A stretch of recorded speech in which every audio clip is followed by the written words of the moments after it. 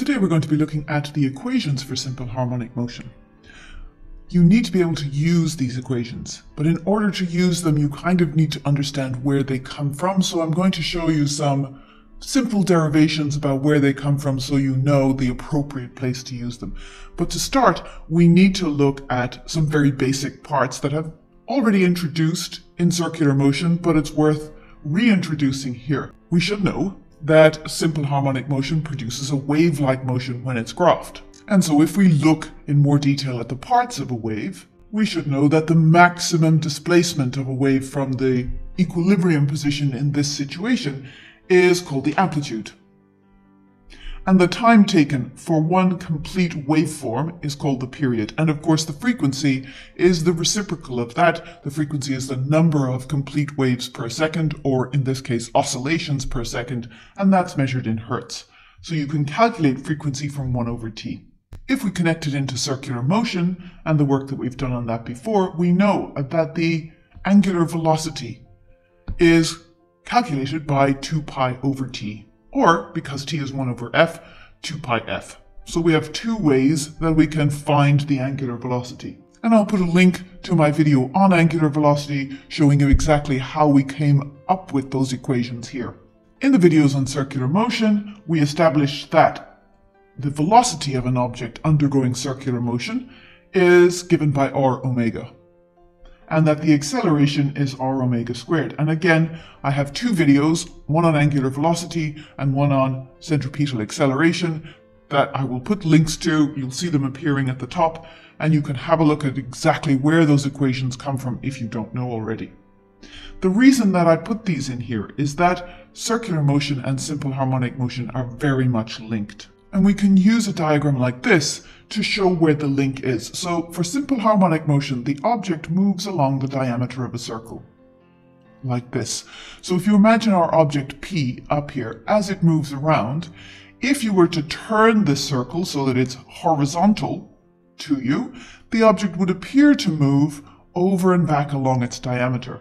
And I'll put a link to another video here, a crash course video, that shows and explains this very well. I very much recommend that you look at it, perhaps after you've done this series of videos, because it summarizes and demonstrates how this would look. So our object in undergoing simple harmonic motion is moving from left to right along the diameter. Now we're going to rename some parts of this. X here, this capital X, is the radius of the circle. And for simple harmonic applications, that means that is of course the amplitude of the oscillation, because if you look at the distance between the center of the circle and the outside, that's equal to x, and that'll be our amplitude of oscillation. We are going to use the small x here. Small x is going to be our displacement.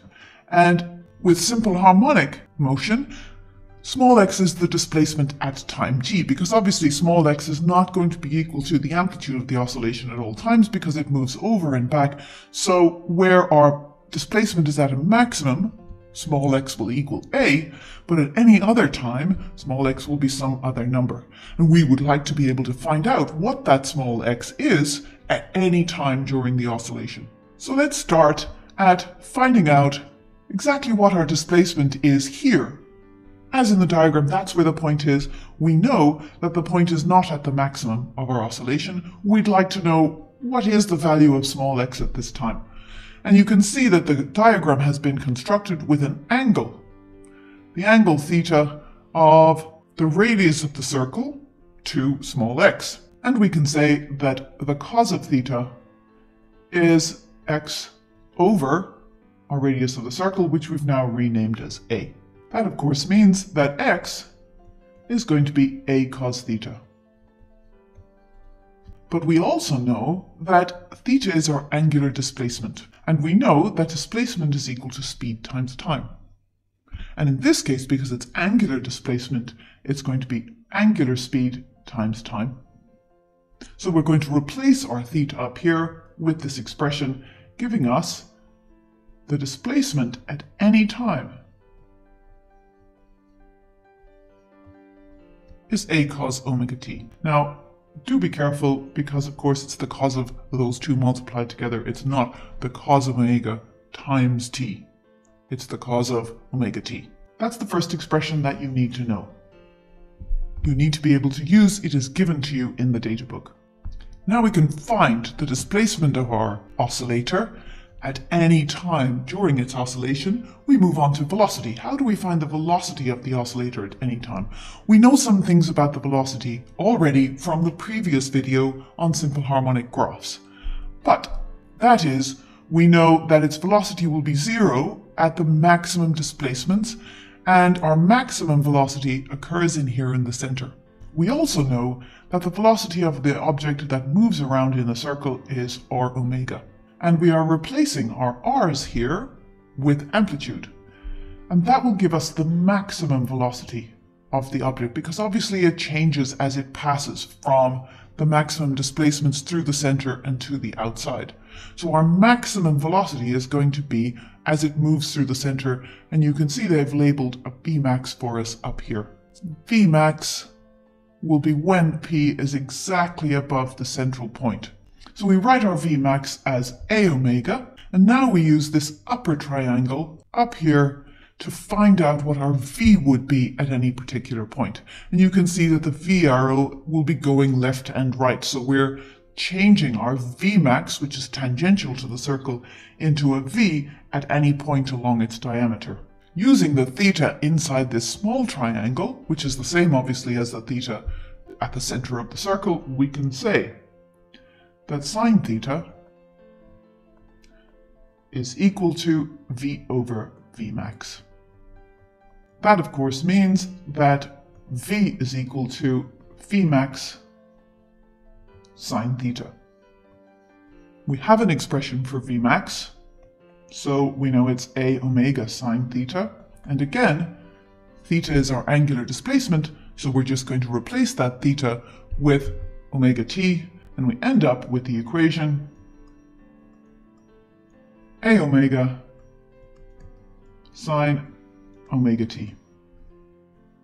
And that's the second one that you need to be able to use. What about acceleration? Well, we know from circular motion that A is equal to r omega squared.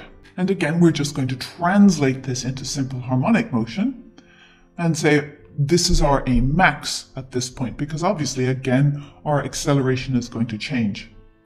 So A max is equal to A omega squared, just changing our r into a. There's one more thing for simple harmonic motion. We have to put a minus in front of that, because if you look at my previous video on graphs, the acceleration is always in the opposite direction to the displacement, and here we have maximum displacement represented by a. Now, you do need to be able to use that equation too, but we are going a step further with this. In the same way that the displacement changed with time, the acceleration changes with time because they're proportional. There are ways that you can derive this. It's obviously the derivative of the v expression, but we're just going to stick with it changes in the same way. And therefore, a becomes the acceleration at any point becomes minus a omega squared cos of omega t. And that is our third expression.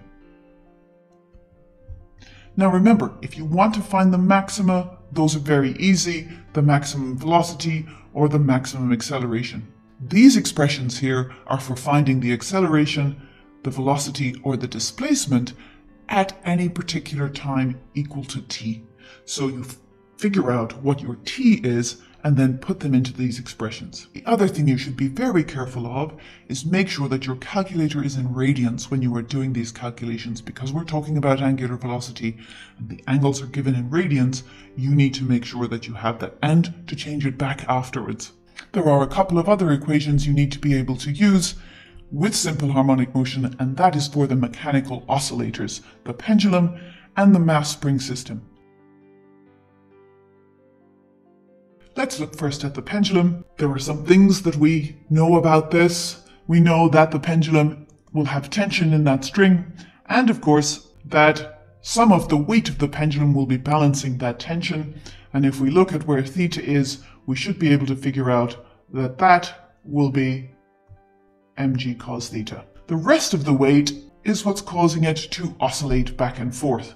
And that will be a force constantly towards the center of this oscillation. And of course, that will be given by mg sine theta. Remember that one of the definitions of simple harmonic motion is that the time period is constant regardless of the amplitude. So it doesn't matter how large the amplitude of oscillation for a pendulum is, although it is recommended that for a simple pendulum, which is what this is, you keep your amplitude of oscillation very small. Let's do a little playing with the equations here. Again, not that you need to derive this, but it is helpful to know where these equations come from, and we also know that in these exams sometimes we're given random derivations to do, so it's a good idea to be very comfortable with playing with these equations, putting one into the other and seeing what you come out with. So we know that mg sine theta, which is the force that is accelerating the bob towards the equilibrium position, is going to be a resultant force. So we know that mg sine theta will be equal to ma. And of course the m's cancel. We also know that a is equal to a omega squared, and I deliberately left out the minus here because the minus just tells us it's always towards the equilibrium position. And we know that omega is 2 pi over t. So we're going to put all of this together and say that g sine theta is equal to a times omega squared 4 pi squared over t squared. Now we're going to solve this for t squared. We just cross multiply, and we're going to end up with t squared is equal to 4 pi squared a over g sine theta. Now let's look at what this sine theta represents. The sine of this angle will be obviously the opposite over the hypotenuse. And when we're talking in terms of distance or displacement here, the opposite will be the amplitude of the oscillation, and the hypotenuse will be the length of the pendulum. So we can say that sine theta is equal to a over L. That obviously means that L is equal to a over sine theta, which means we can take this part of our equation and substitute L for it, giving us t squared is equal to 4 pi squared L over g, which when you simplify becomes the equation that is given to us in our data book. T is equal to 2 pi root L over g. And again, you need to be able to use that equation for a simple pendulum. That's the first of our mechanical oscillators. Let's look at the next one. And this is the mass on a spring. And again, we're going to derive this equation. You don't need to be able to do this, but it is useful to be able to play with the equations and understand where things come from. We know things about mass on a spring already. We know that the force is equal to k times x. That's from our materials topic. And we know that that is the resultant force that is going to be accelerating our mass always towards the equilibrium position. We can rearrange this to say, therefore, that A is equal to kx over m. And again, we know that the acceleration is a omega squared, or maximum acceleration. And we know that omega is 2 pi over t, so we're going to go ahead and substitute those in again. That means that our acceleration is the amplitude times 4 pi squared over t squared.